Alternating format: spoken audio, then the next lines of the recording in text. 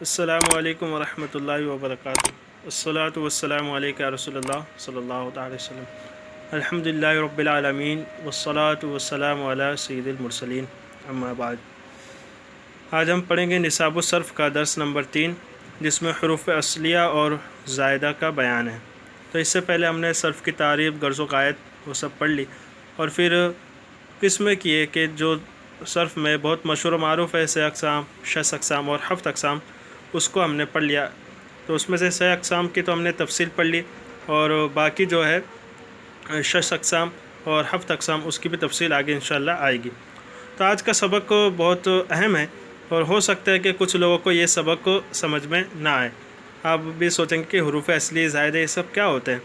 تو انشاءاللہ آپ یہ نہ سوچیں کہ سبق سمجھ میں نہیں آیا یا ہمیں سمجھ میں نہیں آ رہا ہے تو ہم چھوڑ دیں۔ نہیں، آپ کو چھوڑنا نہیں، آپ کوشش کریں اور آگے چلتے رہیں، انشاءاللہ آگے جا کے یہ چیزیں سمجھ میں آ جائے گی۔ تو حروف زائدہ اور اصلیہ کسے کہتے ہیں؟ بتا رہے کہ کسی کلمہ کے مادے کے حروف کو حروف اصلیہ اور ان کے علاوہ دیگر حروف کو جو اس کلمہ میں ہو حروف زائدہ کہتے ہیں۔ جیسے لفظ کتاب، اس میں کاف، تا اور با یہ حروف اصلیہ اور الف زائدہ ہے۔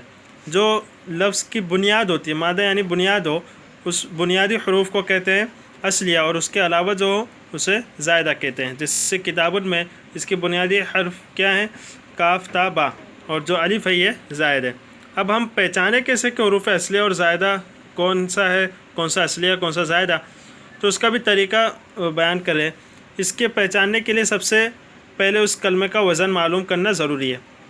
اب وزن کیا ہوتا ہے؟ تو صرفیوں نے ایک وزن مقرر کیا ہے۔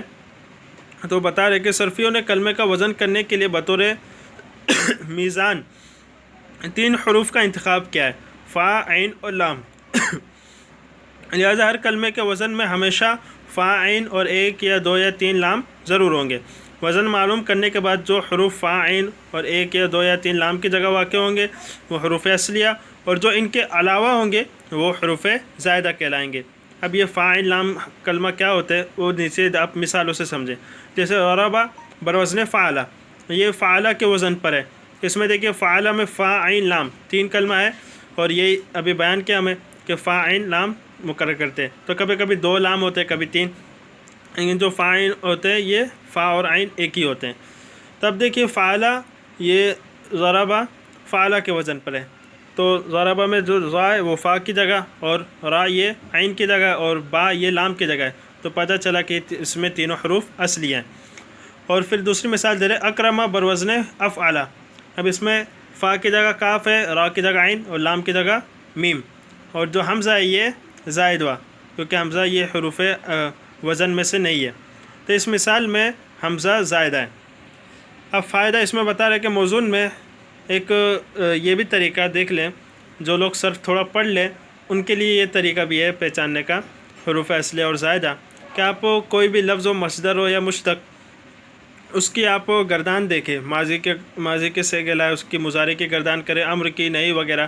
تو آپ گردان کریں، اس میں دیکھیے جو لفظ بار بار آ رہا ہے ہر گردان میں، ہر صیغے میں جو لفظ آئے وہ سمجھ لیجئے کہ حروف اصلی ہیں۔ جیسے آپ ضربہ لیں، اس کا مضارع رہا یضربو، تو ضاد، را، با، یہ دیکھیے یضربو میں بھی ہے، بس یا بڑھا دیے۔ پھر امر لیا اضرب، تو جو ضاد، با اور را ہے، را اور با ہے، یہ ہر گردان میں، ہر صیغے میں پائے جا رہے ہیں، تو پتہ چلا کہ یہ حروف اصلیہ ہیں۔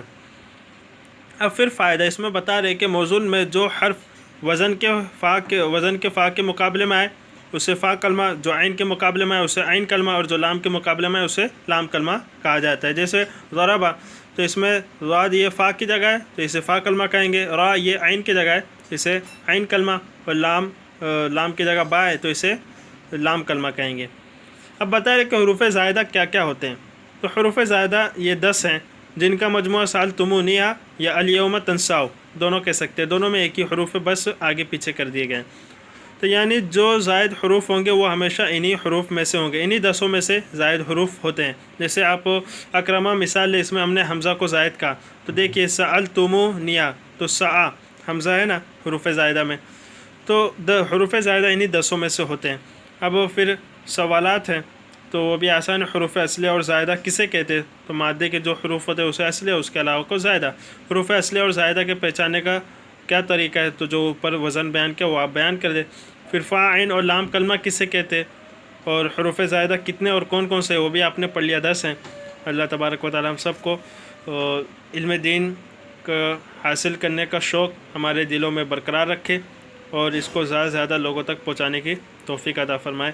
السلام علیکم ورحمۃ اللہ وبرکاتہ۔